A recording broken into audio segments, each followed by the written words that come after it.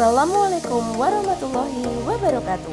Berikut ini diseminasi budaya positif di SMP Negeri 3 Danau Panggang, Kabupaten Hulu, Sungai Utara.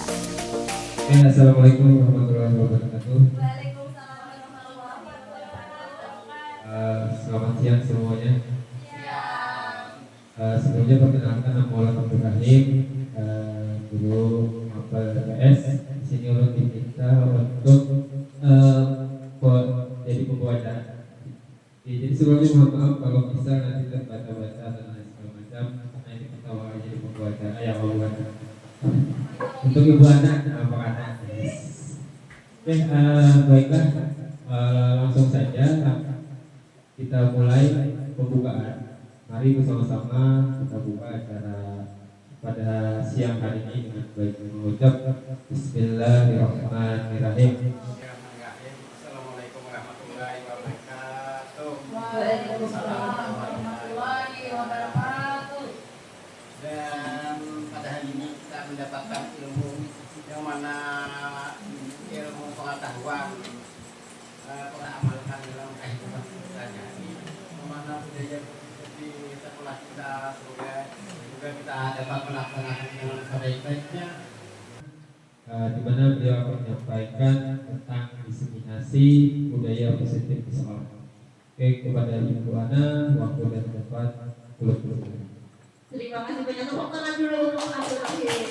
Terima kasih banyak. Mohon izin ya Bapak Ibu, hari ini kembali bersama saya. Apa kabar semuanya? Baik. Sehat? Alhamdulillah. Semuanya sehat. Hari ini bisa berkumpul kembali. Mohon izin untuk ulun untuk menyampaikan sebuah materi di mana ini menjadi salah satu materi dalam pendidikan guru penggerak saya. Materi yang cukup menarik, materi yang cukup berbobot, materi mungkin yang akan mengundang beribu pertanyaan bagi Bapak Ibu. Dan mari kita selaraskan pemahaman kita hari ini dalam diseminasi modul ulum 1 tema budaya positif di sekolah. Oke Bapak Ibu, sebelum memulai ada pertanyaan-pertanyaan yang akan membuat Bapak Ibu sedikit menyambung menjelaskan dengan materi yang belum disampaikan hari ini. Pernyataan berikut ini, ya, ini ada pernyataan-pernyataan. Mari kita bersama-sama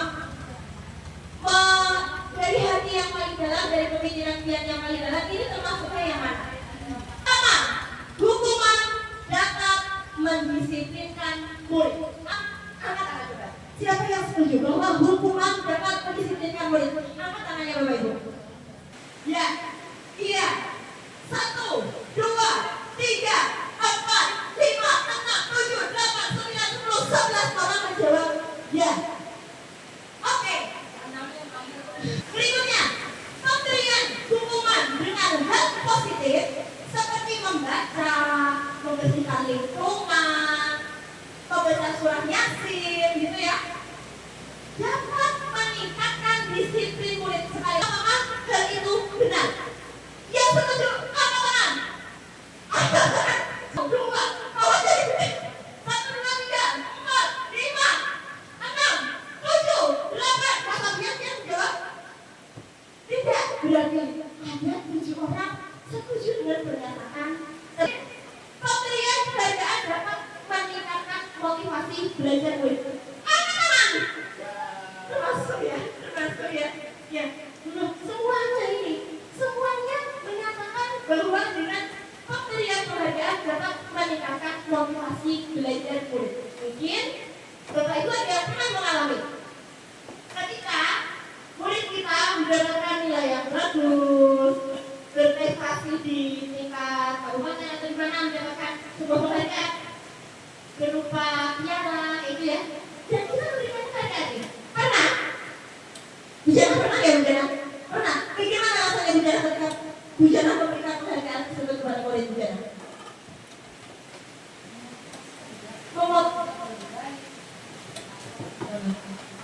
Memotivasi untuk berbagi, kemudian memberikan reward buat dia anak-anak ketika dia mendapatkan prestasi juara dan apa juga kita memberikan penghargaan untuk dia. Sepertinya banyak yang ini apa namanya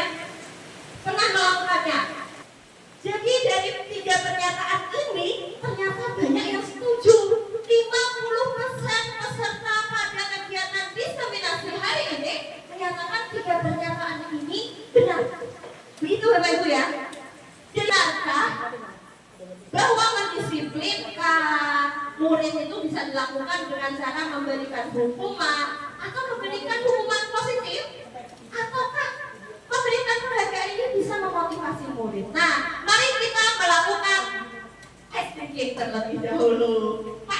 Panas nanti kira-kira. Bapak Ibu, kalau minta Bapak Ibu berpasangan, boleh ini bapak dengan ibu, ibu dengan bapak dengan bapak, ibu dengan ibu, boleh. Ya, terserah Bu Hadian, terserah Bapak Ibu saja. Bu Samafian, Bu sama siapa ya? Bu Bella. Akan melakukan kegiatan genggam tangan. Bapak Ibu, kita tidak usah menggunakan kertas, kita cari aja benda yang mudah. Ya, boleh boleh. HP boleh. Marilah kita ibaratkan, ini sebenarnya kan menulis di kertas ya, tapi ini kita cari yang cara yang paling simpel. Kita ibaratkan satu benda yang kita genggam adalah benda yang berharga dalam hidup Bapak Ibu. Apa itu yang berharga dalam hidup Bapak Ibu? Anak, uang, duit dong. Apa kehormatan, harga diri, apapun itu, genggam atau erat. Nah, kemudian setelah digenggam erat-erat, dikepalkan tangannya, Bapak Ibu kan berpasangan. Pasangan Bapak Ibu nanti merayu, membujuk, mengintimidasi, mengancam dengan kesepakatan apapun itu. Bagaimana caranya? Genggaman di tangan temannya baik itu bisa terlepas dengan cara apapun. Kegiatan ini dimulai dari sekarang. 1 menit Bapak Ibu ya. 1 menit. Silakan Bapak Ibu lakukan kegiatan itu. 1 menit ya. Hah? Sudah berapa? Boleh makan rasa? 13. Tidak boleh mengerasan ya. Intimidasi terhadap 13. Boleh pakai kekerasan. Wah, ini melanggar nanti jadinya saya ya. Hujanlah ya Pak. Pak Adun ya Pak, kalau sudah dapat gantian yang teman satunya yang membawa. Dapat separuh. Bapak jadi dapat. Siapa? Bukan dapat. Bu Samaya dapat. Loh. Gantian yang tadi menggenggam sekarang bertayu, membujuk, kemudian mempengaruhi, membuat kesepakatan. Apapun Bapak Ibu lakukan yang tidak kekerasan ya. Oke, Pak Reza sekarang yang menggenggam, Pak Ilyas yang merayu. Jangan pergi, jangan pergi. Saya minta tolong sebentar Pak Reza. Oke, tepuk tangan untuk semuanya. Pak Reza, apa yang dia rasakan ketika Pak Reza itu membujuk Pak Ilyas untuk melepaskan genggaman tangannya? Beliau itu sangat saya sayangannya, sehingga saya rayu dengan cara apapun nggak mau dilepas. Tidak mau dilepas. Ya, dan Pak Reza kan tadi bergantian. Berhasilkah Pak Ilyas berhasilkah Pak Ilyas merayu Pak Reza? Berhasil dengan cara apa? Gimana ya? Ini kayaknya butuh ya, kasihan aja. Perlu ya, Pak Jasmine. Terima kasih Pak Reza. Boleh duduk kok tangan untuk Pak Reza. Dan tanya ke teman yang lainnya. Pak Iwan sebetulnya. Pak Iwan, tadi dengan Pak Upi ya? Ya, bagaimana? Siapa yang berhasil membuka kepala tangan? Tidak ada yang berhasil keduanya. Kenapa? Kurang komunikasi. Kurang komunikasi. Kalau Bu Aulia tadi sama siapa? Siapa yang berhasil membuka kepala tangan? Tidak ada. Kenapa? Karena kami sama-sama kuat. Bu Jana, ini berhasil loh keduanya. Sama-sama melepas. Kami tadi sudah berbicara dia dengan berjumlah bahwa yang kami perebutkan ini adalah uang. Jadi karena kami sama-sama perlu, kami saling bergantian aja. Karena tanggung Mas Pun silakan kepada Ibu Jumai, kemudian Ibu Jumai silakan kepada itu pentingnya komunikasi Bapak. Iya. Ternyata ada yang berhasil, ada yang tidak berhasil, ada yang katanya mempertahankan karena yang digenggam ini sesuatu yang berharga. Dirayu seperti apapun, kata Pak Reza tidak berhasil ya. Wah ini kuat ini. Padahal merayunya Pak Reza ini kuat. Tapi kata dia merayunya dia loh. Ada resmi kami. Bujana berhasil karena membuat kesepakatan. Bapak Ibu, pertanyaannya Bapak Ibu tadi ada yang memberikan sesuatu itu barang berharga. Uang apalah itu menurut Bapak Ibu berharga untuk saat ini ya. Ketika kondisinya di sini. Kalau kondisinya di luar mungkin yang berharga anak dan lain sebagainya. Ini kondisinya di sini saja ya. Ada yang berhasil dengan rayuan, ada yang berhasil dengan kesepakatan yang dibuat, ada yang tidak berhasil, kedua-duanya sama-sama kuat gitu ya. Sekarang yang saya tanyakan adalah siapa yang memegang posisi kontrol? Apakah yang berhasil melepas atau apakah yang berhasil membujuk? Dua-duanya nih, Bujana sama Bu Jumet tadi berhasil keduanya. Siapa? Pertanyaannya siapa yang memegang posisi kontrolnya? Ada yang mau menjawab? Pak Jasmuni? Ya sama, yang mana pulang apabila kita ada kawan bujuk dari apa segala yang kita pakai dana, terus pakai kita bujuk kita rayu kita apa supaya sudah memiliki betul itu lain. Maksudnya jadi kalau lain. Jadi ada kalanya itu sesuatu yang berharga itu memang harus dipertahankan mati-matian gitu Pak? Ya? Oh. Begitu ya Bapak Ibu? Berarti yang memegang posisi kontrolnya itu siapa? Belum. Diri kita. Oh ya Pak? Aduh silakan. Jadi kalau Berdiri boleh? Biar sama-sama. kalau belum posisi kontrol, kalau ditanya siapa yang mengontrol, kembali kasusnya itu siapa? Kalau kita tanyakan dalam hal tadi, dia mengontrol, kita yang memegang. Yang Kita memegang, bukan yang merayu. Bukan yang merayu. Posisinya karena yang mengontrol, kita yang mengontrol dalam masa kalau kita ambil seperti tadi misal Pak Juki kan yang berjabat ke sini. Ya. Ketika ulun membujuk, merayu, kemudian meminta benda yang ada di tangan beliau, ulun tidak bisa mengontrol. Ulun hanya bisa meminta dengan iming-iming, rayu, bujuk, muslihat dan segala macam. Untuk apa? Untuk melemahkan kontrol Cini terhadap sesuatu hal yang Cini genggam. Yang berharga tadi ya. Iya. Pak? Jadi kalau menurut yang mengontrol itu yang memiliki, ya yang menggenggam, Memegang. yang memiliki, Ya. bukan yang merayu. Bukan yang Ya. merayu tapi yang memiliki. Kalau ya. Mari kita ibaratkan pulpen yang kita kontrol itu adalah murid kita. Bapak Ibu, sekuat apapun yang Bapak Ibu lakukan dengan paksaan, dengan rayuan, dengan segalanya, kalau tidak muncul dari dalam dirinya untuk mau melepaskan, tidak bisa. Karena di sini ada namanya ilusi kontrol. Bapak Ibu mungkin sering ketika murid melakukan pelanggaran, ibu merasa oh aku nih yang bisa mengendalikannya. Pernah seperti itu?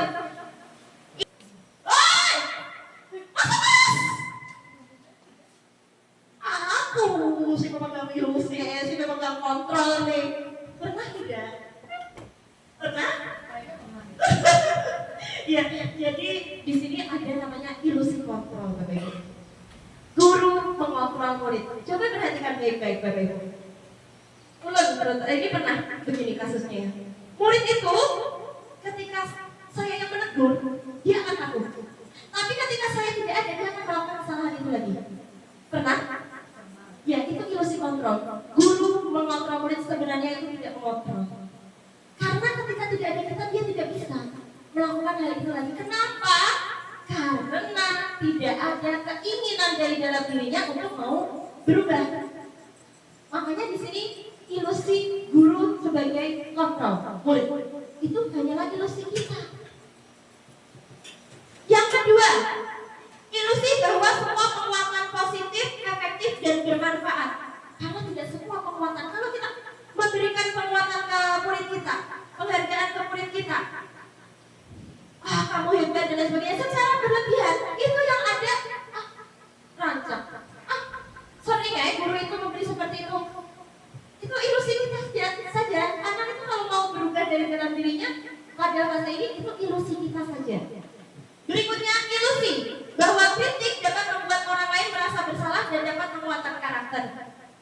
Seandainya Bapak Ibu dikritik oleh orang, dan orang itu adalah orang yang dari dalam diri Bapak Ibu sudah tidak suka terlebih dahulu, karena entah dengan permasalahan apapun, apakah Bapak Ibu menurut Bapak Ibu kritik itu akan berhasil? Apa misalnya yang terjadi? Pasti tidak boleh mabuk. Misalnya kita nih kesal sama orang itu, wah itu lagi masukan kita. Ya jelas kita tidak menerima masukan itu, Bu. Tidak menerima ya. Sambil lalu tidak dianggap kami baru. Iya, padahal ada kata kita beranggapan, aku mau mengkritik biar orang itu merasa bersalah. Itu ilusi. Ilusi itu sebenarnya kalau kita lakukan itu tidak benar-benar terjadi sesuai dengan apa yang kita pikirkan. Gitu. Yang terakhir, ilusi bahwa orang dewasa memiliki hak untuk memasak. Aduh, ini saya terkemajuan. Siapa yang biasanya memasak anaknya, adiknya, apa ya lagi ya, cucunya? Siapa yang merasa memaksa-maksa? Ya. Ibu bercanda ya Bapak Ibu. Ya, jadi kita lahir sebagai manusia bebas. Kita Indonesia negara merdeka. Harusnya tidak ada yang bisa memaksa kita. Tidak ada satupun yang bisa memaksa kita untuk melakukan sesuatu. Kalau kita berpikiran kita bisa memaksa anak kecil ini untuk melakukan sesuatu, maka efek yang akan ada adalah hanya efek jangka pendek. Dia kan mau melakukan saat itu aja. Berikutnya mau tidak kira-kira? Tidak.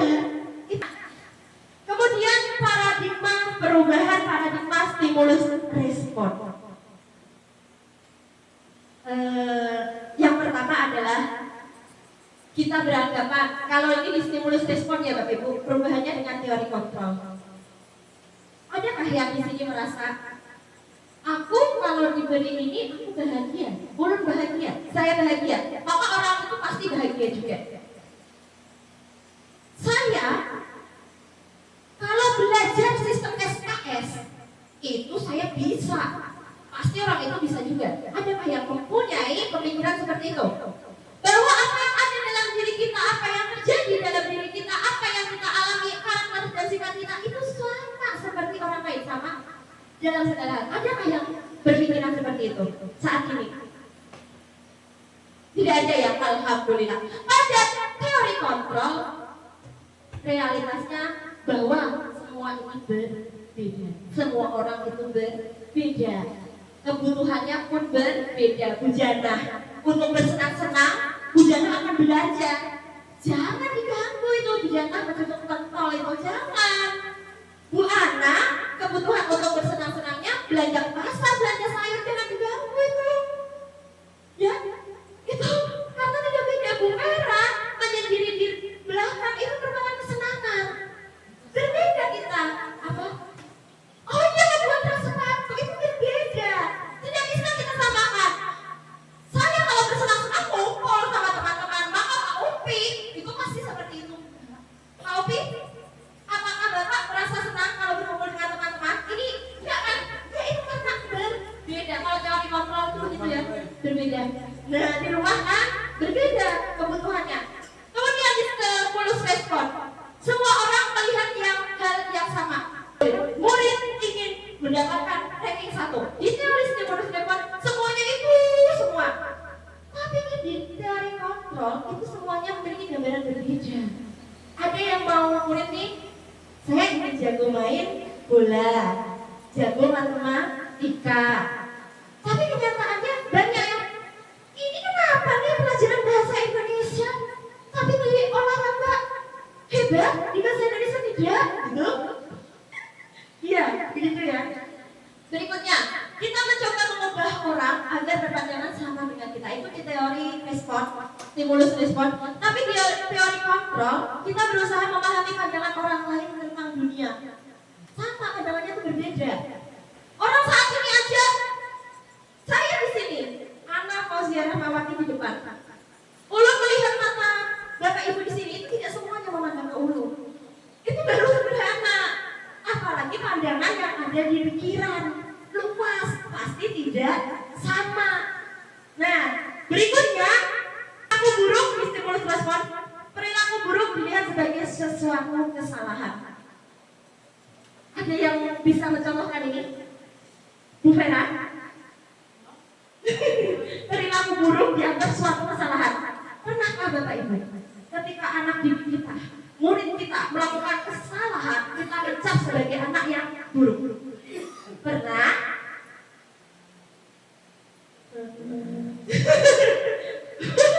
Rajakan pernah. Oh pernah.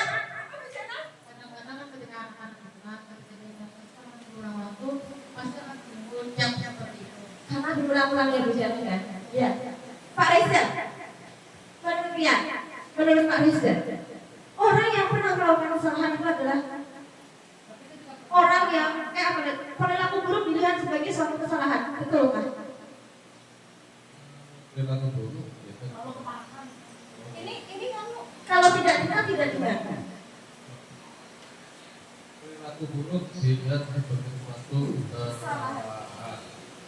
Kalaunya sekali dua kali mungkin kesalahan. Berkali-kali Kali ya sudah jadi. berarti buruk. Buruk. Ya. Oke, ini nanti akan kita bahas Bapak Ibu ya. Kalau di teori kontrol, semua perilaku memiliki tujuan. Bapak, saya datang terlambat karena A. Ibu, saya tidak mengerjakan PR karena B. Bapak, saya tidak bisa olahraga karena C. Nah, berikutnya, orang lain bisa mengontrol saya. Tapi kalau di teori kontrol, hanya Anda sendiri yang bisa mengontrol diri sendiri. Kuat-kuat mau pegang tadi? Kuat kalau? Nah,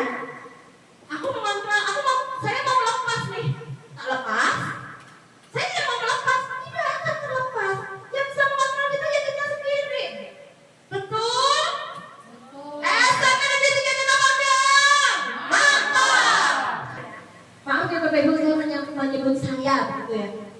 Di teori stimulus respon, paksaan ada saat bujukan gagal.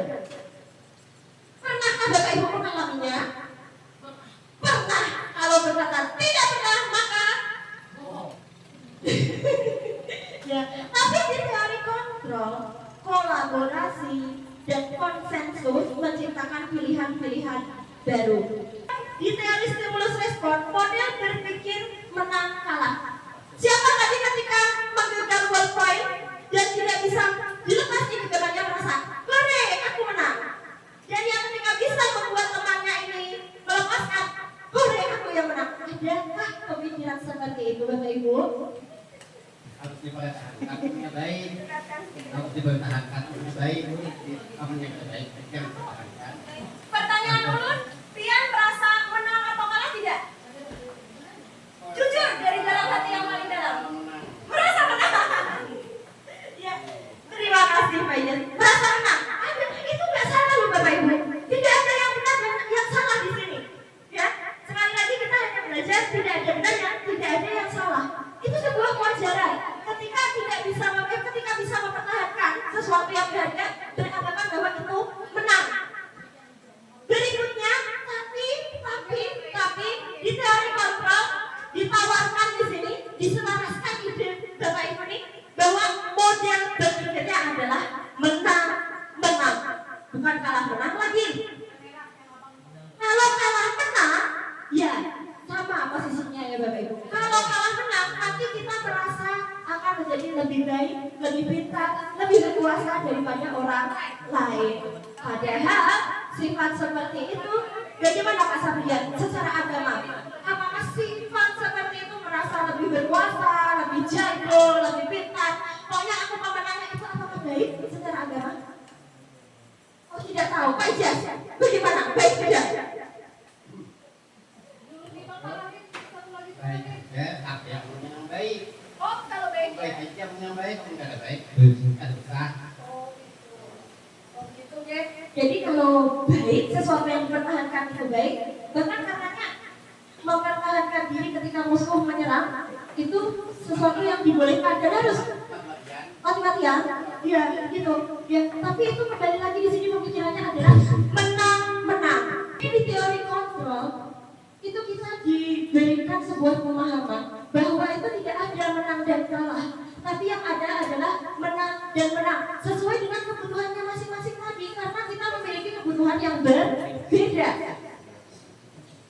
Tidak ada yang menang ataupun yang kalah di sini Bapak Ibu. Oke, berikutnya Bu Jumai, apakah ada pertanyaan sebelum saya melanjutkan Bapak Ibu? Ada yang mau ditanyakan? Oh, Pak Upi mau bertanya? Oh, tidak ada. Kalau ada yang mau ditanyakan, kumpul kita di sini bisa sesi curhat hari ini. Oh, Pak Abdul, ya silakan. Ya, satu dua. Oke. Boleh. Maksudnya boleh. Ulun hendak bertakut soal menang kalah. Kalau kita kalau kita gambarkan, kita lancingkan ke si stimulus respon. Sebenarnya ya menang. Nah, tapi faktanya ketika kita di lapangan, kita juga menghadapi tentang kegagalan dan keberhasilan. Di mana kita akan selalu dituntut untuk berhasil. Kita belajar dari berhasil. Nah, kenapa ketika ada model berpikir menang dan kalah, ketika orang ingin berpikir menang, karena ingin menang, kenapa jadi di masalah? Kenapa ketika ada kalah, tapi malah teori kontrolnya itu menang? Bukankah fakta realitanya kehidupan kita itu mengajarkan tentang gagal dan berhasil? Iya. Jadi ini berbanding terbalik kalau berpikir. Kenapa? Karena jujur pribadi kita itu semuanya berasal dari hal yang gagal. Gagal dulu, bangkit lagi, gagal lagi, bangkit lagi. Dari kegagalan itu kita dapat motivasi bahwa kita ingin berhasil. Nah, makanya ketika ketika ini muncul, tapi ini kembali lagi kan, stimulus respon kemudian teori kontrol. Tapi kalau menurut pribadi, faktanya di kehidupan kita Banyak kegagalan. ya ada kegagalan dan berhasil. Iya, terima kasih Pak Abdul. Oke, mari kita sharing lagi, menyelaraskan persepsi kita. Bahwa ternyata kenyataannya dari Pak Abdul di dunia ini sering kok bijak gagal, sering kok bijak menang dan bijak kalah. Nah Bapak Ibu, pernahkah buat kalian berpikir ketika kita gagal, merasa tidak bisa bangkit sama sekali? Ketika kita gagal dan tidak bisa bangkit lagi, pernah tidak Bapak Ibu? Pernah? Merasa gagal nih aku, tidak bisa menjadi guru berprestasi misalnya, tidak bisa membuat si anak nih menjadi pemenang dalam lomba, tidak bisa membuat murid kita nih menjadi murid yang berakhlak mulia. Aku gagal dan tidak bisa pokoknya. Pernah tidak Bapak Ibu? Tidak ya? Tidak ya? Lu tanya, pernah tidak merasa stop sampai di situ? Sudah, gagal ya gagal. Pernah? Kalah ya kalah. Tidak pernah bersamaan tidak ya bersamaan. Maka sebenarnya kita sudah menang. Menang melawan rasa kita bahwa kegagalan itu adalah kemenangan yang tertunda.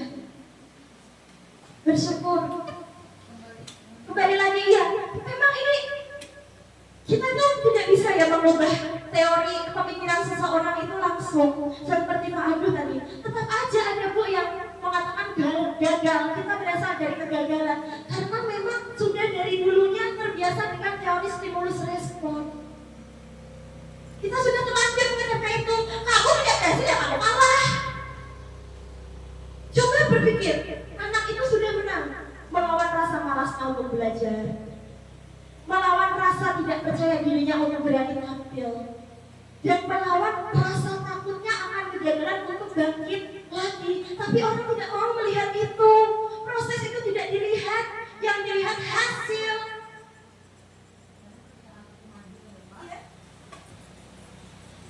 Ketika anak itu sudah berpikir dia mau maju ke depan, mau tampil, itu udah menang menurut ulun. Ambil contoh kayak gini Bapak Ibu lah. Ini yang terjadi yang ulun lihat baru-baru ini. Buat kan tahu Abdul Karim B. Iya. Nah, Abdul Karim B itu kan dia memang agak lemah kalau sudah pelajaran segala macamnya. Kemudian kemarin kan ulun ada melihat ternyata salah. Dia di pojok Ternyata di pojok-pojok perpustakaan beberapa hari itu ulun ngamatin dia. Oh, ternyata dia baca buku lah, meskipun kayak gitu nah. Terus ulun ngomong dengan sama, ada kemajuan bersama Allah, alhamdulillah ulun. Lalu terbersit dalam pikiran ulun, anak seperti ini kan dia sudah mau berubah tuh. Lalu kepikiran, kenapa kadang kita coba untuk ulun pilih. Makanya Pak Abdullah, kenapa pertanyaan pian kemarin, kenapa Pak Abdul Karim yang bawa bendera? Karena ulun mau memberi kesempatan dia tampil gitu nah. Nah kemudian pas latihan, maaf Komandan Danila, semalam kan ada Mardiati juga, ada Rijal. Semalam ketika si Rijal dan Mardiati itu hampir drop anak minta ganti. Yang lo lupa drop? Habis itu ulun lihat anak minta ganti kah, ulun bilang. Ini bu jalan Mardiati dengan Rijal. Dia tuh diam bu anak, diam. Kayaknya dia tuh senang kayaknya dengan kesempatan itu, meskipun dia kadang meluapkan kegembiraannya kayak gitu nah. Ternyata ulun lihat dia bersungguh-sungguh meskipun masih ada sempurna. Makanya ulun bilang dengan Abdul, kalau Tuhannya kalau aja dulu biarkan aja. Ya kalau Abdul, supaya dengan ia tampil, berani tampil aja ulun sudah senang melihat Tuhannya bertiga tuh tampil mau kayak hasil ya. dan alhamdulillah Ketika tampil itu tidak ada yang salah loh. Gerakan kakinya pun sempurna. Jadi meskipun semalam Mardiati masih ragu-ragu, kamu ganti. Buat dia kan anak tinggal karena dia habis sekolah sih kalau itu saya beri apa kita merespek sama sekali ya. Karena memang dia mau kayak teman mencoba. Nah dengan dia mau mencoba itu telah menurut ulun itu udah kemenangan nah, yaitu menurut ulun gitu nah.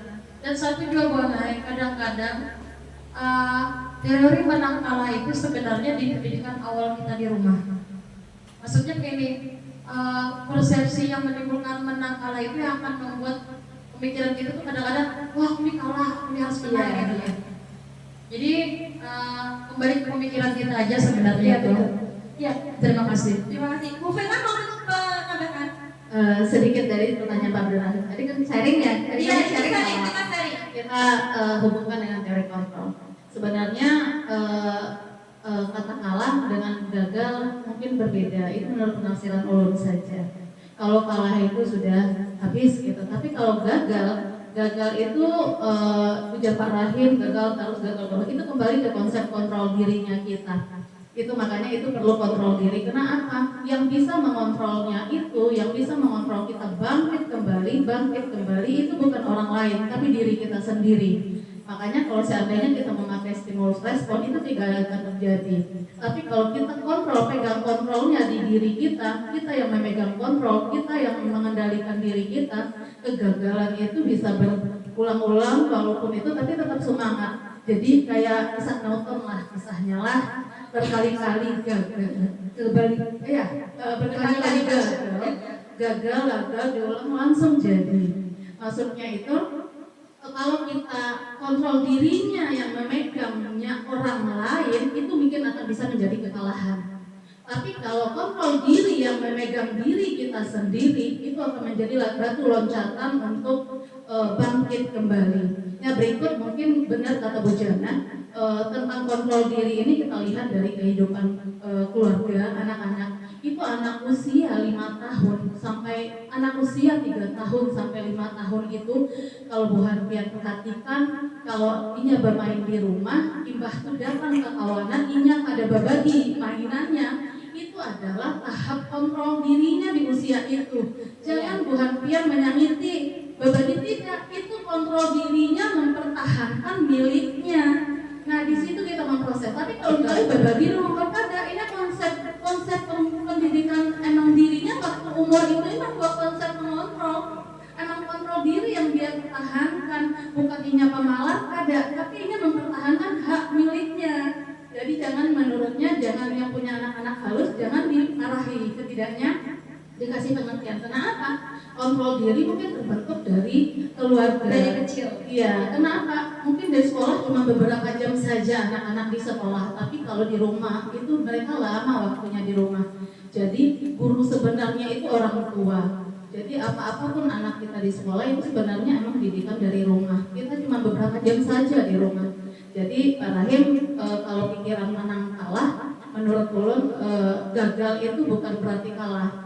Tapi gagal itu kalau kita konsep dengan kontrol diri, kita punya kontrol, mungkin itu akan menjadi kesuksesan berikutnya. Kenapa? Mungkin orang sukses tidak akan mungkin sekali ini langsung sukses, tapi berkali-kali gagal, karena itu menjadi dia. Karena kegagalan merupakan tangga menuju kesuksesan. Tapi tergantung kontrol dirinya kita. Kalau seandainya kontrol diri kita cuma setengah-setengah, mungkin suksesnya di tangga ke-7, kontrol diri kita setengah, di tangga 5 kita sudah berhenti, ya nggak jadi sukses berarti. Ya, gitu Bu Ara, terima kasih. Terima kasih. Ya, yang disampaikan Bu Vera, Bu Jana itu saya sependapat. Lurus saja garisnya. Jadi memang sekali lagi ya, bahwa menang, kalah, gagal itu cap orang. Tapi sebenarnya orang itu tidak tahu bagaimana proses kita. Karena orang taunya di akhirnya saja, gitu. Ya, tidak tahu seberapa kuat kita mencoba untuk bangkit lagi setelah gagal atau kalah. Nah, dan menang atau kalah ini itu bergantung dengan persepsi kita. Kalau kita terlalu tinggi, terlalu perfeksionis, yang ada orang kalah, orang gagal, orang itu tidak berhasil terus. Padahal bagi orang lain di tingkatan itu bisa jadi itu sudah menjadi pemenang. Ya, gitu. Kita lanjutkan ya Bapak Ibu ya. Oke, nanti berikutnya lagi Ulul harapkan ada Bapak Ibu lain yang mau menyampaikan pendapatnya. Oke, berikutnya setelah itu menurut Ki Hajar Dewantara, merdeka itu artinya tidak hanya terlepas dari perintah, akan tetapi juga cekap dalam memerintah atau mengontrol diri sendiri. Sulit memang Bapak Ibu. Mengontrol diri sendiri, menguasai diri sendiri adalah hal yang paling sulit. Biar menguasai anak-anak murid dalam jangka pendek itu bisa. Tapi untuk menguasai diri kita berubah menjadi lebih baik itu hal yang lebih sulit menurut ulun ya. Tapi ketika kita ada di lingkungan yang positif, saling mendukung, saling mengingatkan, kun fayakun terjadi, maka terjadilah tidak ada yang tidak mungkin. Lalu yang tadi dibahas-bahas itu ya tentang teori kontrol, tentang stimulus respon, ini ada hubungannya dengan budaya positif. Orang terbiasa berpikiran ada yang menang, ada yang kalah, dengan orang yang berpikiran oh menang-menang. Dan tadi yang disampaikan ini ada hubungannya dengan budaya positif. Bapak Ibu, apa sih budaya positif itu?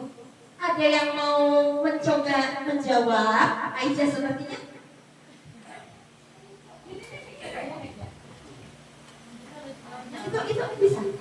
Itu bisa. Ya, Pak Ijaz bisa sambil berdiri biar terlihat. Assalamualaikum warahmatullahi wabarakatuh. Waalaikumsalam warahmatullahi wabarakatuh. Bisa didekatkan dengan mulut Pak biar ya. Yang pertama budaya positif itu misalnya kekanakan atau kita jangan mengatakan enam bogok. Iya. Iya. Yang kedua, coba Iya dia tahu. Iya. Misalnya yang kedua, misalnya kekanakan itu menyambut kawannya, Menyambut teman. menyambut kawannya misalnya kita tahu atau meluluk kita tahu Itu tidak positif. Tidak positif juga baik. Iya. Kemudian lagi yang ketiga misalnya meluluknya tuh yang kita tuh ada kelainan, Kekurangannya ya, Pak? jangan. Iya, itu tidak positif. Tidak positif, baik. Yang positif itu yang menunjukkan yang baik. Misalnya lagi yang pagi, kemudian kita amatinya sesuai dengan ngomong, jadi kita termasuk mengapa budaya positif juga terkait kita hanya satu orang aja yang tampil di muka menjelaskan ini, kita ada menjaga pastinya sebagian ada budaya positif berbagai jadi seolah ada gaya-gayanya maju ke muka tadi. Oh iya. Itu budaya positif menurut Pak Ijaz. Iya. Ada lagi yang lain? Terima kasih Pak Ijaz. Ada lagi yang lain? Tidak ada ya, Bapak Ibu ya. Ya, Bu Jumel lanjutkan saja. Budaya positif di sini adalah budaya yang diterapkan di sekolah, tidak hanya di sekolah, bahkan di rumah, merupakan nilai-nilai keyakinan. Tadi yang disebutkan Pak Ijaz itu sebenarnya nilai-nilai, keyakinan.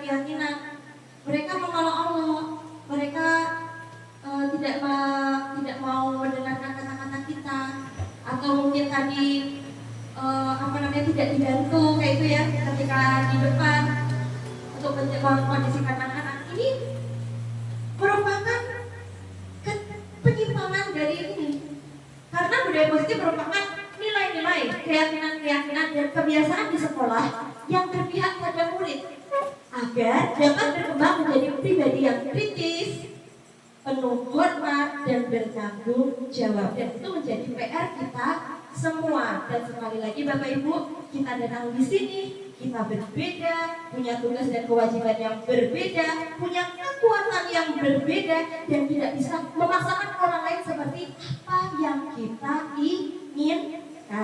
Begitu ya, seharusnya. Ya. Tapi di sini mari kita samakan persepsi. Kita datang ke sekolah.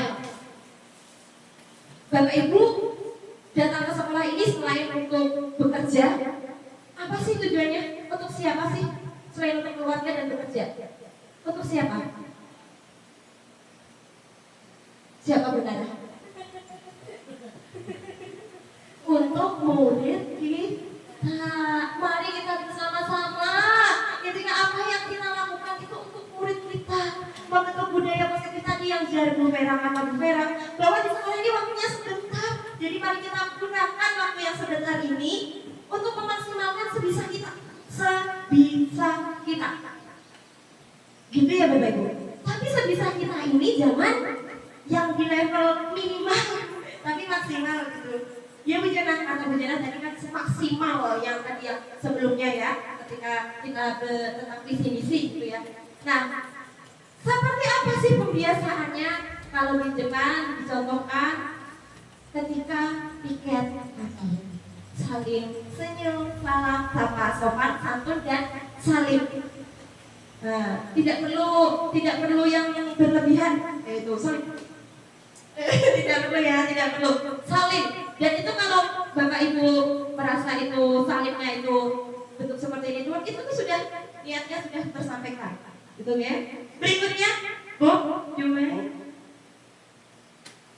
nah, kemudian disiplin positif juga diartikan suatu cara penerapan disiplin tanpa kekerasan dan ancaman yang dalam praktiknya melibatkan perilaku komunikasi efektif antara guru dan murid. Ya, karena kita di sini disiplin positif sekolah ini tujuan utamanya adalah murid dan murid.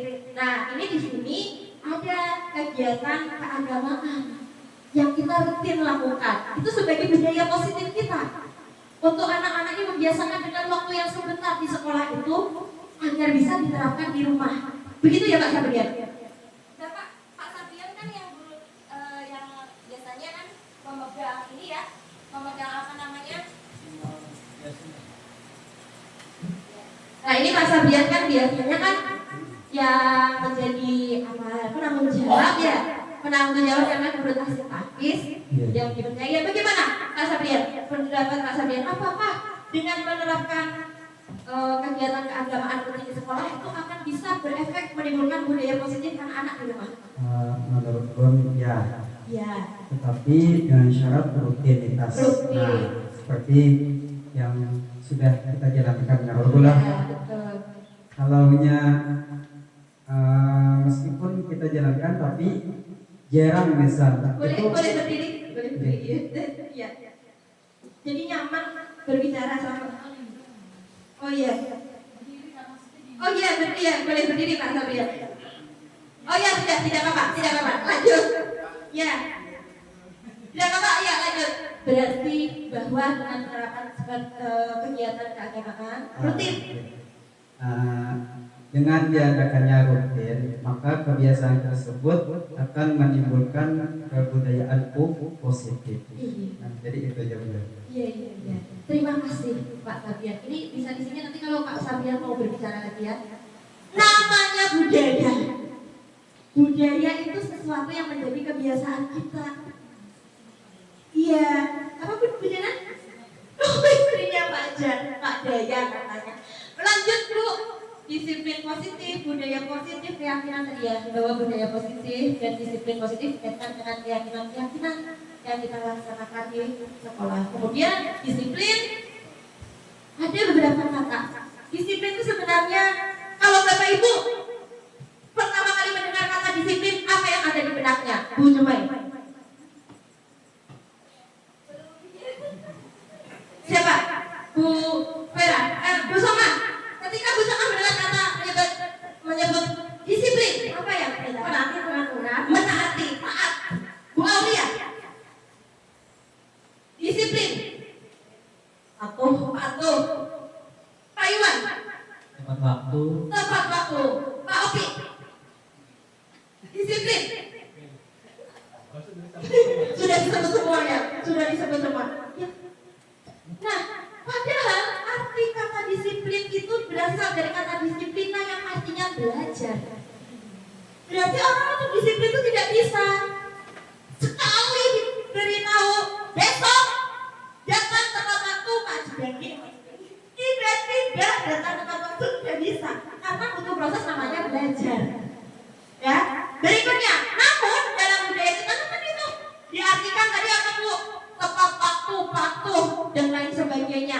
Yang intinya menimbulkan kesan ketidaknyamanan. Nah, untuk memastikan murid diperlukan disiplin yang kuat. Jika disiplin murid itu tidak bisa dari dalam dirinya, maka butuh namanya orang luar membuat motivasi eksternal. Kalau dia bisa sendiri, termotivasi sendiri, di dalam dirinya sudah ada, tidak butuh, sama seperti kita. Tidak butuh orang lain kalau sudah bisa mendisiplinkan diri. Tapi karena kalau belum bisa, berarti butuh orang lain untuk mendisiplinkan anak buah dengan atasan, dengan kesepakatan dan lain sebagainya. Kemudian disiplin diri dapat membuat seseorang menggali potensinya menuju sebuah tujuan, sesuatu yang dihargai dan bermakna. Terakhir, disiplin diri mempelajari bagaimana seseorang itu mengontrol diri dan bagaimana menguasai diri untuk memilih tindakan yang memacu pada nilai-nilai yang kita hargai. Nilai-nilai yang dihargai tersebut adalah profil pelajar Pancasila. Kayak apa Pak Ijaz? Belajar Pancasila, beriman dan bertakwa pada Tuhan yang Esa dan berakhlak mulia, berkebinekaan global, gotong royong mandiri, kreatif dan bernalar kritis. Iya, itu sebenarnya nilai-nilai yang kita yakini. Berikutnya Bu. Nah, nilai-nilai positif manusia yang ini dicapai setiap individu bersifat universal lintas budaya, suku, bangsa, dan agama. Nilai kebajikannya dicapai sesuai tujuan pendidikan di Indonesia dikenal tadi ya dengan profil pelajar Pancasila. Setelah lanjut, ya. Nah ini kita sudah menjadi apa ya, tidak asing lagi dengan profil pelajar Pancasila karena kita kan sudah terbiasa melaksanakan proyek penguatan profil pelajar Pancasila. Yang terakhir baru dilaksanakan proyeknya pembuatan olahan apa bunyinya mandai. Nah, bukan produknya, tapi selama proses itu karakter-karakter peserta didik kita dikuatkan. Itu tujuannya. Nah, itu. Dan kemarin Ulun menerapkan penguatan profil pelajar Pancasila itu pada pembelajaran Bapak Ibu. Kalau mau sedikit cerita gitu ya.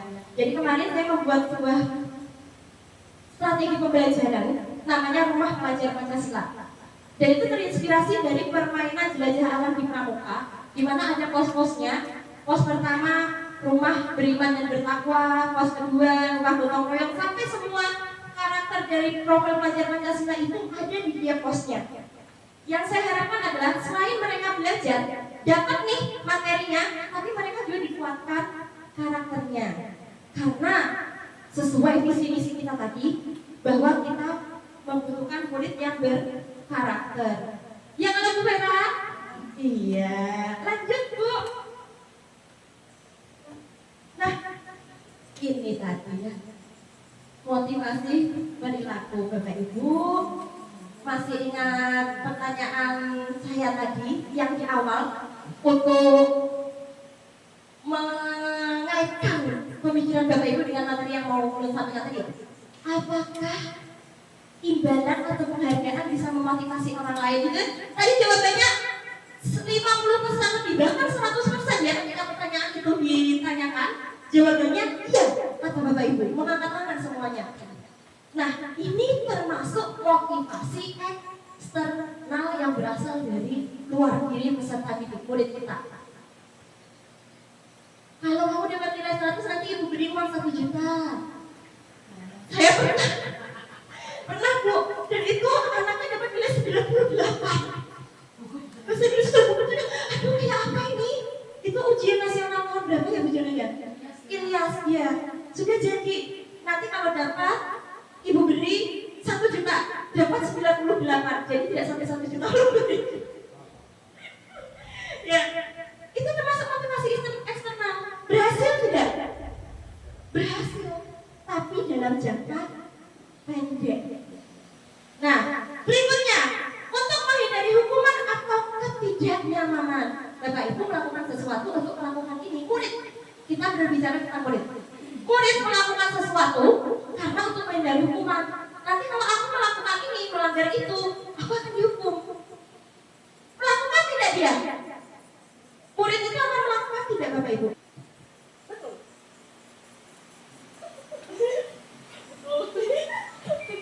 Ya, memang kenyataannya seperti itu. Ya kan? Itu motivasi eksternal Bapak Ibu dari luar.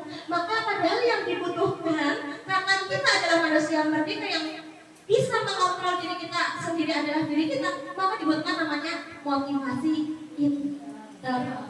Nah, berikutnya Bu Dumai. Nah, motivasi internal untuk menjadi orang yang mereka inginkan dan menghargai diri sendiri dengan nilai-nilai yang mereka percaya. Kemudian hindari pemberian hukuman dan penghargaan berlebih agar meminimalisir motivasi eksternal dalam diri murid. Boleh tidak sih memberikan penghargaan, memberikan hadiah? Boleh tidak?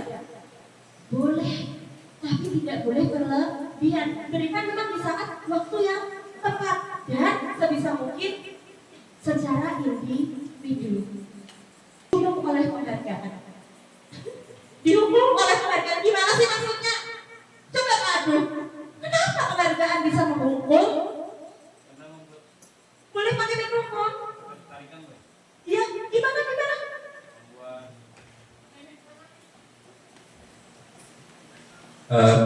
Dihukum oleh penghargaan karena secara tidak langsung seseorang akan melakukan suatu hal karena imbalan penghargaan. Oh gitu ya? Berarti menghukum ya sebenarnya ya? Secara tidak langsung. Secara tidak langsung. Ada beberapa alasan. Betul yang dikatakan Pak Aduh. Salah satu alasannya itu. Kok memberikan penghargaan itu seperti dihukum? Ada alasannya di sini 6. 1. Pengaruh jangka pendek dan jangka panjang.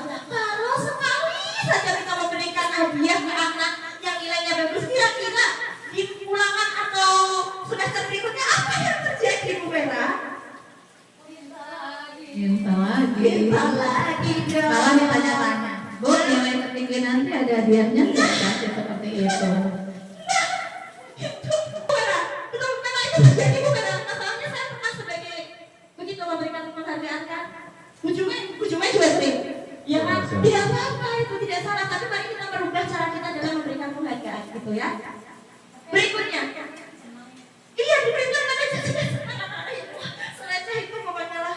Penghargaan mengurangi ketepatan.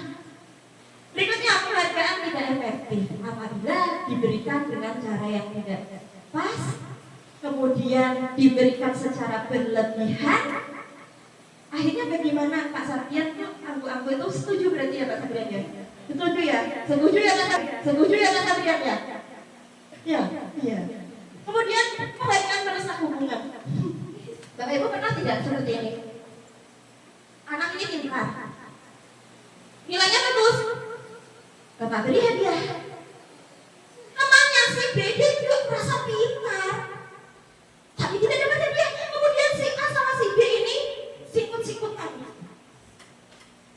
sarik-sarikan dengan alasan yang tidak jelas seperti orang lagi mis minor. Pernah tidak? Pernah tidak Bapak Ibu? Oke. Si A, iya, belum pernah lagi. Si A di pelajaran Bapak Ibu, karena dia bisa menjawab dengan baik, perhatian itu tidak berupa hanya uang ya Bapak Ibu. Karena dia mengerjakan PR dengan baik, wah bagus sekali, keren, luar biasa. Si B Bapak Ibu lupa memberi penghargaan karena tugasnya bagus, bekerja sama mereka berdua. Akhirnya saling keduanya kok. Pernah tidak Bapak Ibu? Saya pernah. Ini tapi lain ya, bukan memberi penghargaan, mengikutkan lomba. Pengalaman pribadi saya, dua-duanya ini pintar. Saya ikutkan lomba salah satunya karena saya merasa ada poin plus di sini. Tapi yang si B ini belum bisa menerima. Akhirnya katanya terjadilah sesuatu yang tidak mengenakan. Mengikutkan lomba itu bagi saya juga merupakan suatu penghargaan bagi anak di lingkungan sekolah ya. Itu ada Bapak Ibu, terjadi. Yang surat bicara. Ya, itu pernah terjadi. Kalau Bapak Ibu belum pernah mengalaminya, saya pernah. Dan ini teori ini terbukti berarti. Penghargaan merusak hubungan. Intinya beri penghargaan boleh, tapi lebih bijaksana lagi gitu ya Bapak Ibu ya. Penghargaan menurunkan kualitas. Ya dah pasti ya. Penghargaan kalau berlebih ya sekali lagi ya akan menurunkan kualitas. Yang awalnya anak ini semangat aja, seandainya tidak diberikan penghargaan, tiba-tiba di tahun ini ada istilah penghargaan. Tahun berikutnya tidak ada lagi. Bagaimana yang terjadi yang seperti dikatakan Bu Vera tadi? Bagaimana Bu Vera? Ya tidak ada. Mana hadiahnya gitu? Ya kan? Ya lanjut Bu. Nah, program kebajikan yang bisa kita lakukan selain memberi penghargaan tadi, yang pertama adalah beri dukungan secara khusus atau secara individu biar tidak menimbulkan apa itu namanya kecemburuan ya Pak Adu ya. Ya jadi makanya Pak Adu kalau memberikan apa namanya tuh penghargaan perhatian itu harus adil. Iya. Bila. Ya ini intermezzo ya. Jadi ya berikan dukungan secara khusus. Panggil anaknya. Banyak loh anak-anak kita yang perlu dukungan. Bahkan ada saatnya kita pun butuh dukungan dari orang lain.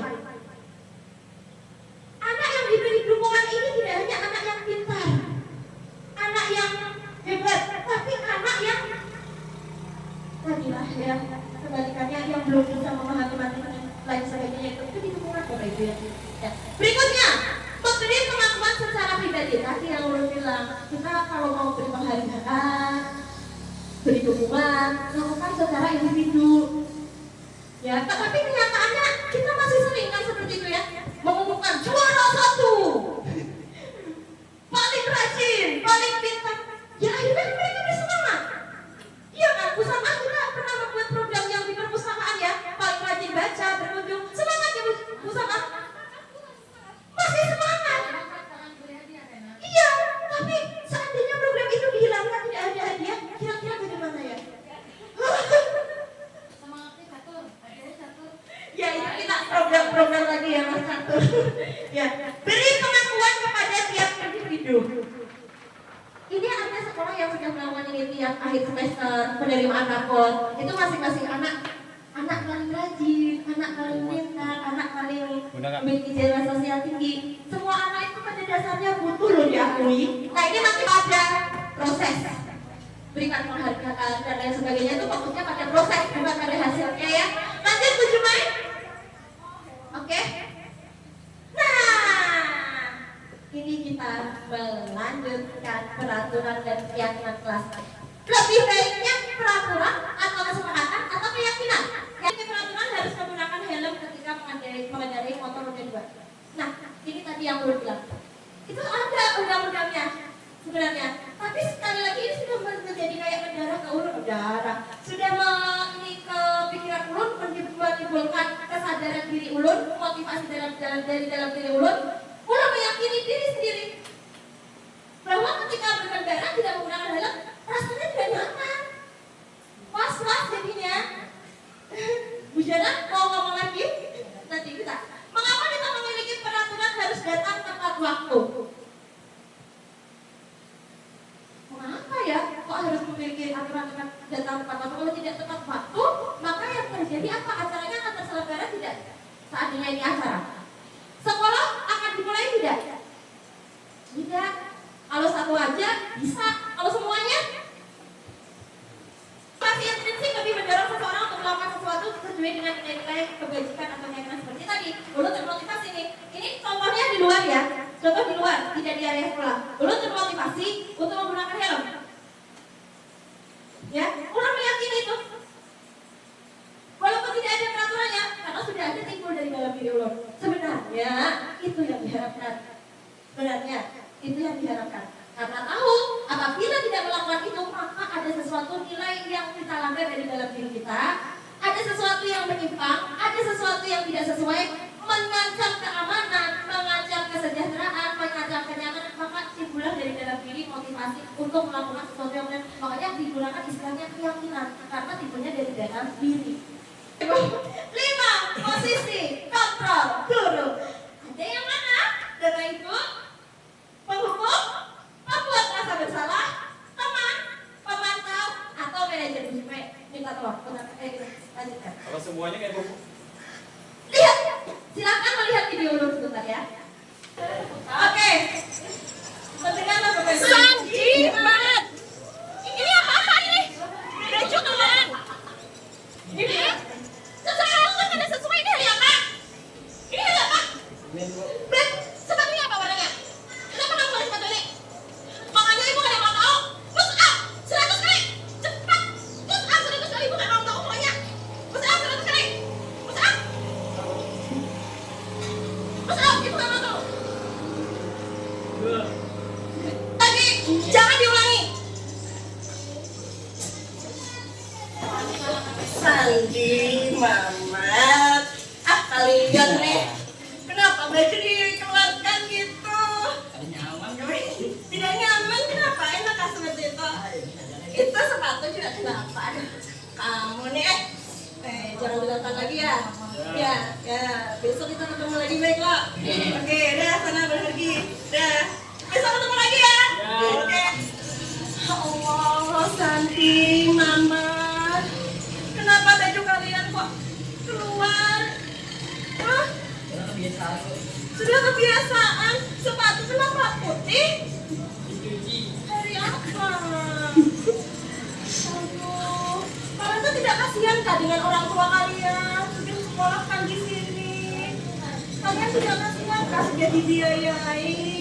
Kalian nggak tahu kah kalau kalian tuh salah? Gimana sih? Ayo dimasukkan, kasihan orang tua kalian. Masukkan. Ya Allah, kalian tidak kasihan orang tua sudah menyuapkan. Harusnya kalian tuh sadar kalian tuh salah. Jangan seperti itu. Tepuk tangan jangan tepuk. Itu kalau percaya diri. Bapak Ibu, ini baru 3 ya. Posisi kontrol. Ada satu posisi kontrol, namanya pemantau. Contohnya kayak ini. Si Sandi, si Mama ini saya terlambat. Sandi, Mama, besok lagi jangan terlambat. Ibu akan mengawasi kamu. Ibu akan memantau apa yang kalian lakukan. Jika masih terlambat lagi, temui ibu. Ingat apa yang kita kita temui ibu. Jadi hanya memantau. Nah, posisi terakhir itu posisi manajer. Posisi manajer nanti ada videonya lagi ulun di belakang. Sekarang posisi manajer akan dijelaskan lebih lanjut. 4 posisi, 5 posisi dengan manajer. Posisi mana sih yang sering ibu lakukan, bapak lakukan? Siapa yang lebih sering menggunakan posisi pendukung? Angkat tangan. Mama. Ya. Pembuat rasa bersalah. Kawi kan kanan. Teman. Pemantau. Besok jangan lagi ya. Besok ibu akan tiba. Besok akan. Itu pemantau. Pemantau. Tunggu jadi masuk lagi. Manajer. Kita bilang ya manajer itu yang seperti ternyata banyak ya. Bapak Ibu, sebenarnya posisi ini itu semuanya bisa kita lakukan loh. Tadi dia ini tidak ada benar ya, tidak ada yang salah menyesuaikan dengan situasi dan kondisi. ya, menyesuaikan. Tapi ada posisi ideal yang Bu Juma, kita mau cepat sedikit berarti kita praktik Bu Juma ya. Nah, itu ya, ini perbedaan hukuman, konsekuensi dan restitusi. Bapak Ibu coba, Bapak Ibu jawab ya. Mencatat 100 kali di dalam buku kalimat saya tidak akan terlambat lagi karena terlambat sekolah itu termasuk apa? Hukuman, konsekuensi.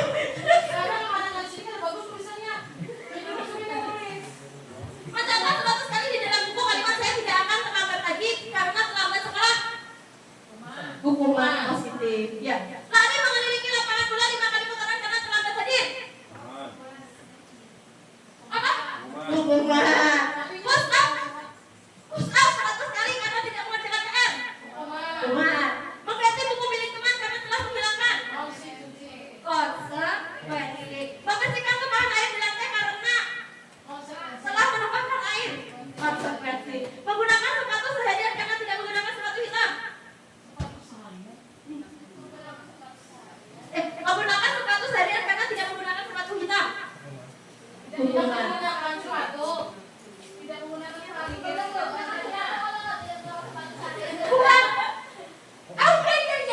Ya, salah belum? Ya, tidak menggunakan sepatu seharian karena tidak menggunakan sepatu hitam. Hukuman ya. Karena walaupun positif itu hukuman. Begitu Bu. Konsekuensi atau hukuman itu? Konsekuensi atau hukuman? Kalau disepakati konsekuensi. Iya, jadinya ini bisa konsekuensi loh ya. Kayak kalau menurut ulun ini karena konsekuensi. Ya, bisa itu konsekuensi. Kan dia tidak disuruh lari. Konsekuensinya berhubungan dengan pelanggarannya sepatu masalahnya. Nah, ya konsekuensi. Lanjut Bu. Hukuman, konsekuensi, dan restitusi. Hukuman sesuatu yang menyakitkan, kemudian tidak nyaman, korban mendapatkan keadilan, murid tersakiti, perilaku pasif agresif tadi ya. Gitu ya. Sistem tidak akan berjalan bila murid tidak takut. Konsekuensi, sesuatu harus terjadi, tidak nyaman untuk murid untuk jangka waktu pendek, korban bisa diabaikan, murid atau anak dibuat tidak nyaman, penguatan hanya bertahan dalam jangka pendek, memerlukan monitoring. Kemudian restitusi, ini sebenarnya yang pilihannya ini ya, yang idealnya ya. Restitusi merupakan pilihan, menguatkan murid atau anak jangka panjang, korban mendapatkan ganti, murid akan mendapat penguatan, masalah terpecahkan, dan murid belajar bertanggung jawab tentang perilakunya. Lanjut Bu Jume. Waktu ya. Kemudian ini lanjutnya lagi ya Bapak Ibu, hukuman berlaku hanya pada sebuah institusi. Kalau konsekuensi membantu menerapkan. Nah ini ya Bapak Ibu ya. Hukuman negatif, awas kalau dilakukan lagi, nanti awas. Netral, lakukan apa yang saya katakan. Kalau positif, apakah hal ini yang sesungguhnya ingin kamu lakukan? Kalau hukuman teori kode paksaan, kalau konsekuensi stimulus respon, kalau restitusi teori kontrol. Nah, kalau hukuman menyalahkan diri sendiri, konsekuensi mendorong kepatuhan, restitusi disiplin positif. Kemudian hukuman konsep dirinya. Ya ini Bu Jume. Nah, Bapak Ibu, yang saya bilang lagi tadi, posisi kelima itu adalah posisi manajer. Manajer ini tugasnya adalah untuk menuntun murid menemukan solusi dari permasalahan yang dihadapi sehingga murid ini bisa keluar dari masalahnya dan kembali ke kelompoknya dalam kondisi dia sudah baik. Itu segitiga restitusi ya. Itu posisinya yang bisa melakukan ini adalah posisi manajer dengan model CV3 restitusi. Ada apa saja langkahnya? Yang pertama menstabilkan identitas, yang kedua validasi tindakan yang salah, dan yang ketiga adalah menanyakan keyakinan. Menstabilkan identitas, proses mempersiapkan murid agar mau berkomunikasi efektif, agar yang semula merasa gagal karena membuat salah menjadi berpikir positif terhadap dirinya. Kemudian validasi tindakan salah merupakan tindakan mengenali kesalahan dan kebutuhan. Pada dasarnya setiap perbuatan itu untuk memenuhi kebutuhan. Dan terakhir menanyakan keyakinan merupakan langkah anak menghubungkan kesalahan dengan norma atau keyakinan yang telah disepakati. Nah, distabilkan identitas ini Bapak Ibu, nanti ada video ulang ya. Anak dibawahi datang, kemudian ditanyakan, kamu benarkah melakukan kesalahan itu? Nah, kalau pernah melakukan kesalahan itu, kira-kira benar atau salah ya? Oh, itu memang dari kesalahan ya. Ya, pernah tidak melakukan kesalahan itu? Ya, melakukan kesalahan itu aja. Semua orang pernah itu validasi identitas. Menciptakan identitas. Kemudian validasi tindakan boleh kamu tentunya punya alasan melakukan kesalahan itu. Nah, kemudian ada cara efeknya tidak? Selain kamu melakukan kesalahan itu, atau ada cara efeknya tidak? Agar kamu bisa menebus kesalahan itu. Kemudian di menanyakan keyakinan kita tuh ada loh keyakinannya. Sudah ada yang kita sepakati. Nah, kamu melanggar karena kamu melanggar. Bagaimana ini apa yang dilanggar? Nilai apa yang dilanggar? Nah, itu di keyakinan. Kalau yang menanyakan keyakinan lanjut tujuh baik. Nah, Bapak Ibu genggaman tangan. Ada 5 kebutuhan dasar manusia. Yang pertama adalah kebutuhan untuk bertahan hidup. Kenapa kok lingkaran tapi di dalamnya ada lingkaran putih? Karena kebutuhan bertahan hidup adalah kebutuhan pertama. Pak Abdul, Mama Dani, makan itu bertahan hidup. Kalau tidak seperti itu tidak tahan, tidak hidup. Butuh udara bertahan hidup. Ya, makanya ini kebutuhan yang utama. Nah, kebutuhan yang kedua adalah penguasaan. Kebutuhan yang ketiga adalah kasih sayang dan rasa diterima. Bapak Ibu pernah tidak mendapati murid kita caper, cari perhatian? Ya, mungkin kalau Bapak Ibu menanyai di rumah, apa kita tahu di rumah orang tuanya sudah tidak tetap lagi, atau orang tuanya terlalu sibuk. Nah, ini ada kebutuhan kasih sayangnya yang belum terpenuhi. Kemudian kebutuhan akan kebebasan. Nah, kebebasan itu merupakan salah satu kebutuhan. Nah, makanya tadi udah bilang kita manusia pada dasarnya ingin merdeka, ingin bebas. Itu. Ini merupakan salah satu kebutuhan dan terakhir adalah kesenangan. Nah, Bapak Ibu, siapa sih yang tidak butuh senang? Tidak ada manusia yang tidak butuh senang. Mereka pasti bertujuan. Misalnya, Bu Jumae kesini, akhirnya pulang ke rumah bertemu anaknya. Apa yang dikejar? Apa Bu Jumae? Anak karena senang. Ya. Lanjut. Bu balik. Ya bukan Bu. Ibu ini contoh penerapan kebiasaan nilai-nilai kebajikan, ya, yaitu kebiasaan salam, sopan, santun, salin. Sebenarnya banyak ya Bapak Ibu, ketika Bapak Ibu nanti di musola itu bisa juga nilai kebajikan profil pelajar Pancasila ya Bapak Ibu. Kemudian termasuk dalam literasi, mendorong kenalan kritis itu nilai-nilai kebajikan. Di sini saya mencontohkan program kebajikannya adalah kebiasaan senyum, salam, sapa, sopan, santun, dan salin. Berikutnya tuh, nah kemudian nilai kebajikan yang bisa dibuat di sini saya membuat keyakinan kelas, pembuatan keyakinan kelas yang disepakati oleh satu kelas dan dilaksanakan dalam satu kelas. Dan terakhir berikut ini adalah contoh segitiga restitusi yang saya terapkan. Ini terakhir ya.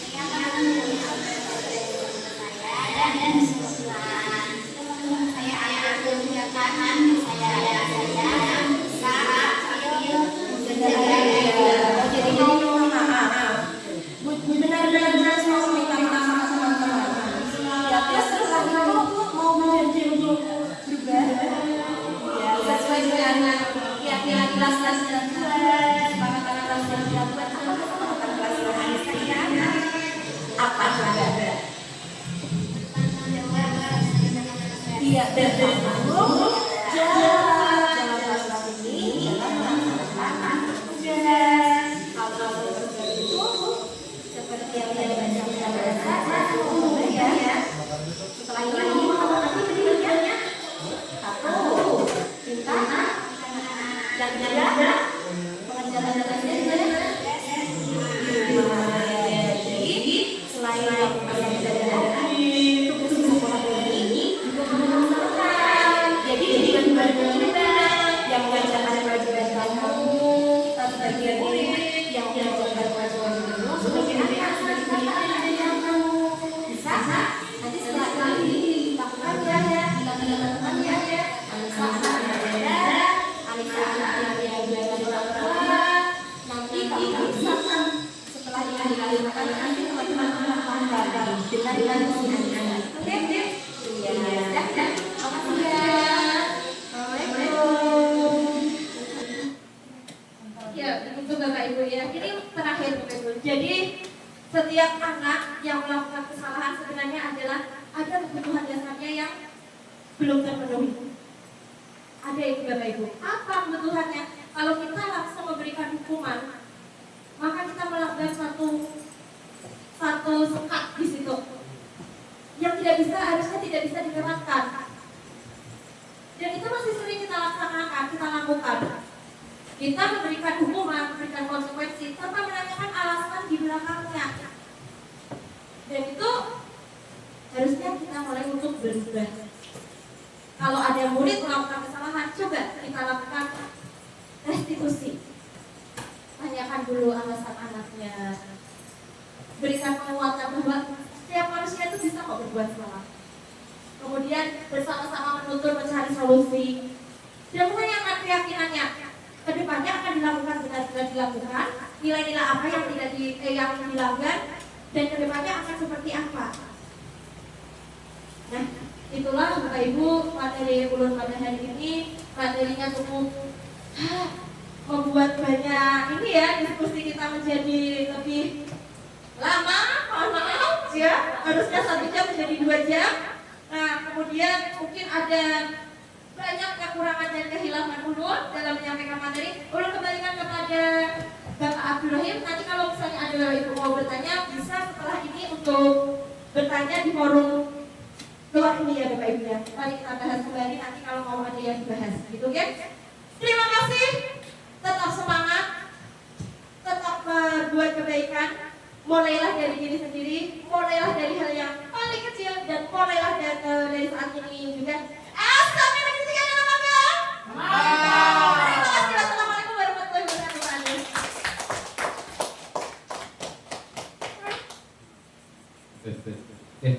Sangat luar biasa sekali. Coba tepuk tangan lagi buat Ibu Ana. Kebetulan gue nih banyak bagian nyaman nasinya soalnya gue.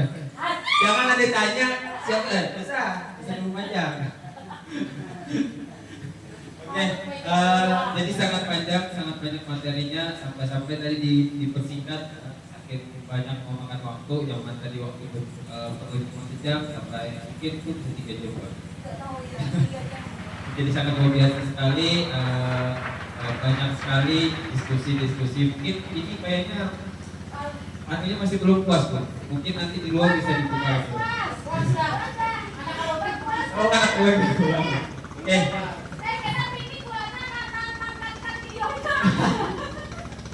Mohon maaf Ibu Ana. Oh iya. Oke, jadi mungkin sampai di sini pembahasan kita tentang materi yang sudah Ibu Ana. Mungkin kita tutup dengan membaca Alhamdulillah. Semoga materi yang sudah kita sampaikan Ibu Ana bisa bermanfaat bagi kita, terutama khususnya bagi kita di Jakarta. Saya mohon maaf dari seluruh Mas Jegi. Wassalamualaikum warahmatullahi wabarakatuh.